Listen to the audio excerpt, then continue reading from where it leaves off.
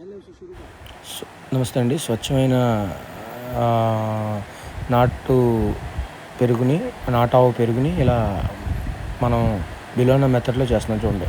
ఇవాళ ప్రపంచం అంతా కూడా కల్తీ నెయ్యి బాగా చలామణిలో ఉందండి. కానీ ఇలాంటి సమయంలో కూడా అత్యాధునికమైన మట్టి కుండలో ఇలాంటి మట్టి కుండని వాడుతూ బిలోనా మెథడ్లో ఆల్రెడీ చాలామంది రైతులు ఈ విధంగా బిలోనా మెథడ్ని ఉపయోగిస్తూ వెన్నపూసను తయారు చేయడం. ఇప్పుడు నేను మీకు చూపిస్తున్నాను చూడండి. ఈ బంగారపు నాణ్యాన్ని కూడా వెన్నపూస తయారు చేయడం పూర్తయిన తర్వాత కాచే కార్యక్రమంలో ఏ విధంగా వాడతారు అనేది నేను మీకు క్లియర్గా చూపిస్తాను.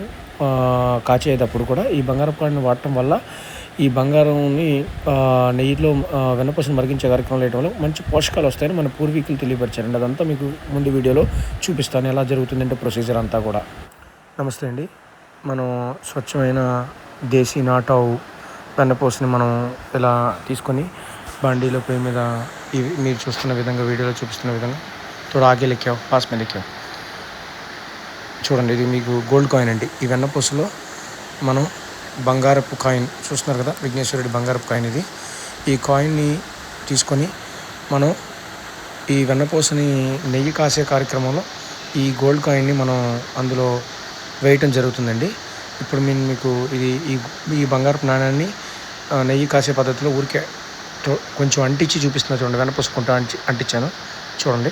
ఇప్పుడు దీన్ని మళ్ళీ నేను అందులోనే వేసేసి స్లో ప్రాసెస్లో దీన్ని మనం వెన్నపూసని పొయ్యి మీద మరిగించడం ద్వారా అలా మనకి న్యూట్రిషన్ వాల్యూస్ ఎక్కువ యాడ్ అవుతాయి అని చెప్పి పూర్వకాలంలో మన పూర్వీకులు మనకు చెప్పారండి.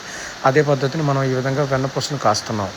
కాసిన వెన్నపూసని ఇలా స్టార్టింగ్ స్టేజ్లో ఈ రంగులో ఉంటుందండి. ఇప్పుడు చూడండి, మనకు ఆల్రెడీ కొంత టైము 2-3 గంటల తర్వాత బాగా మరిగిన తర్వాత ఇందులోనే గోల్డ్ కాయిన్ కూడా ఇందులోనే ఉందండి. మరిగిన తర్వాత ఈ నెయ్యిని ఈ కలర్లోకి వచ్చిన తర్వాత కదపకుండా ఒక 8 గంటల పాటు పూర్తిగా ఆరిన తర్వాత ఇలా బాటిల్స్లో ప్యాక్ చేయడం జరుగుతుందండి. స్వచ్ఛమైన దేశీ నాటావు నెయ్యి అండి ఇది. మీరు ఎవరైనా కావాలంటే డైరెక్ట్గా నా నెంబర్కి కాంటాక్ట్ అవ్వచ్చు.